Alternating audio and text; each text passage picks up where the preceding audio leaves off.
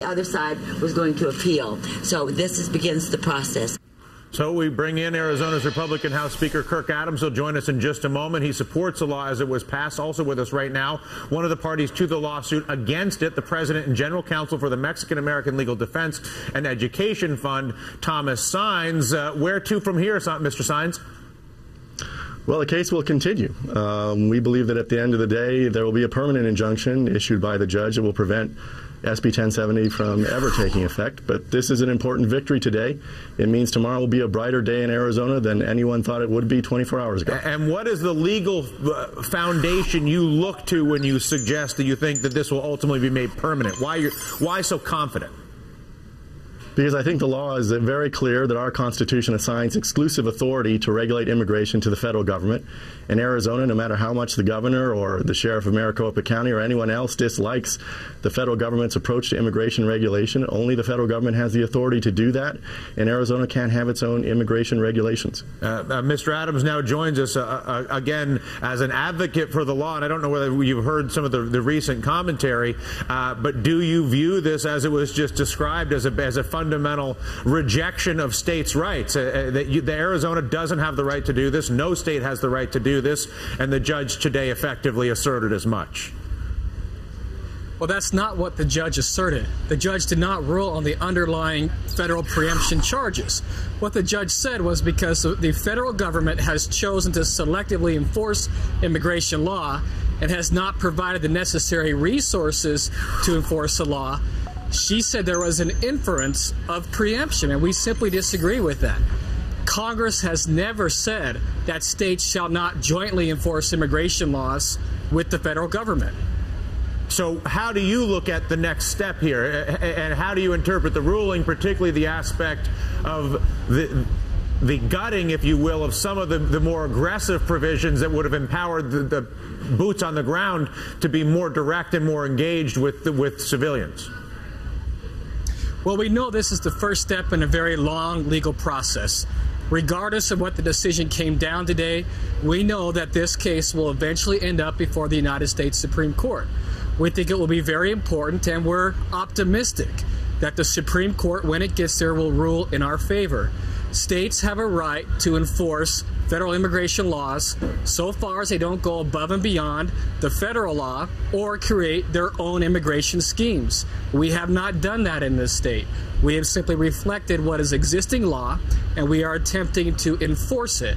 The irony here really is that the federal government's own admission in their own filing before this judge said they have not provided the necessary resources to enforce their own laws.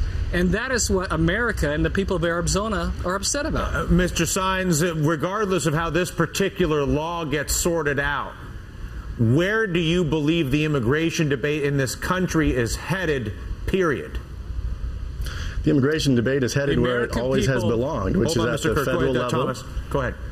Which is at that federal level. There will be continuing debate and discussion about how we should reform our immigration laws. I think everyone understands that our current laws don't serve our national interests and are not consistent with our constitutional values. Certainly what Arizona has done does nothing to contribute to the debate that needs to occur at the federal level. But let's look at this in an honest way, or at least as best we can. The federal government, the Democrats and the Republicans, have made it very clear they have absolutely no interest in dealing with this issue, because dealing with it is perceived to be politically dangerous for anybody to deal with. So, like the typical cowards that our politicians are, they throw their hands up, do absolutely nothing, or are inconsistent at the very least, as they are with every issue in our country, because they simply try to keep their jobs at the expense of our own futures, whether it's immigration or anything else.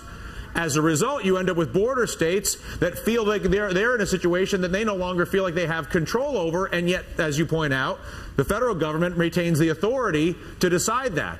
At what point does a state have the right to at least attempt to do, whether you agree with Arizona's laws or not, how long can the federal government kick the can down the road on immigration before every border state in the country starts coming up with their own Arizona-like or Arizona-unlike schemes, but their own state-based schemes? And does that concern you, Thomas? Well, I think there's absolutely an urgency for the federal government to act, and you're absolutely right that it takes courage to act to reform immigration laws of long standing. but that don't serve our national interests and are not consistent with our constitutional values. But under our Constitution, and it's not a matter of congressional action, our Constitution makes clear, as it's been interpreted over many, many years by the Supreme Court, that only the federal government can regulate immigration. So there is no point at which Arizona or any other state has the right to regulate immigration in its own regard. It's important to point out, however, that Arizona is an outlier here.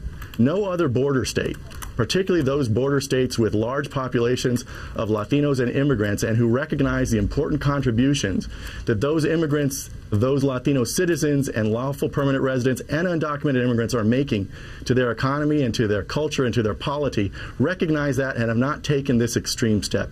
Arizona is the only state that has so far taken this extreme measure that would create havoc throughout the state by encouraging or mandating racial profiling, that would put the state in the business of enforcing immigration laws that are complicated and that law enforcement are simply not trained to enforce. So Arizona is an outlier here. But no state has the right under our Constitution to arrogate to itself the authority to regulate immigration.